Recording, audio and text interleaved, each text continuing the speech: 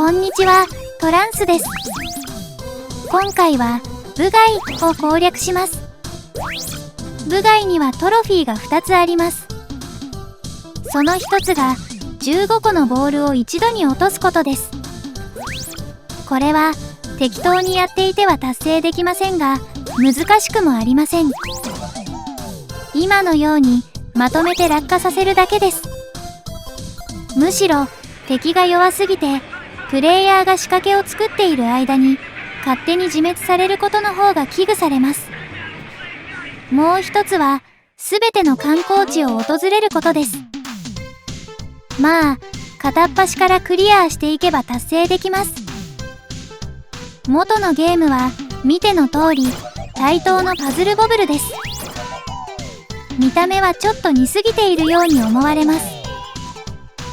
トランスはパズルボブルを極めるまではやっていません。ですがワンコインクリアは10回以上しています。そして点数稼ぎの理論も知っています。インターネットが黎明期のゲームであり、日本人以外で点数稼ぎをしていた人はいないかもしれません。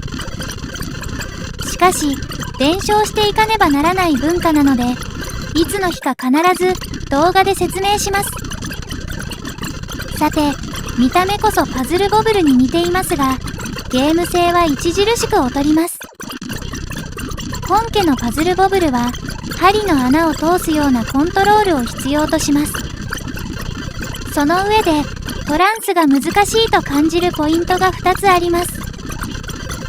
1つは角度が厳しい状況で挑戦するかどうかの判断。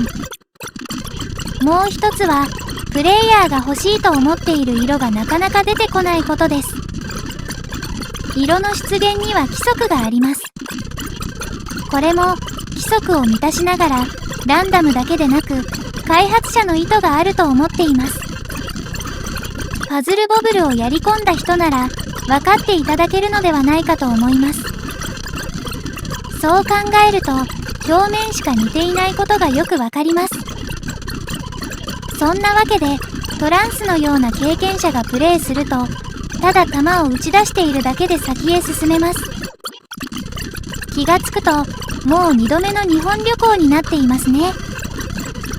でも10倍速で見ているので早いですが、実際には退屈な作業に近いものがあります。トランスは一気にクリアしてしまったので検証できないのですが、ステージセレクトがあります。おそらく一度のプレイでエンディングを見なくても良いのではないかと思います。むしろ同じ色をくっつけているだけの作業が苦手でトロフィーが取得できない人がいそうです。しかしアーケードパラダイスのキャラクターがいっぱい出てきますので我慢して続けましょう。終わりが近づいてきましたので速度を戻しました。よく見ると CPU が勝手に自滅しているだけですね。トランスはこういうトロフィーが大好きです。たとえゲーム性が物足りなくてもこれなら満足感があります。そしてこの動画の最後で目標の達成度が出てきます。すべての目標を達成するにはこの3倍の時間がかかります。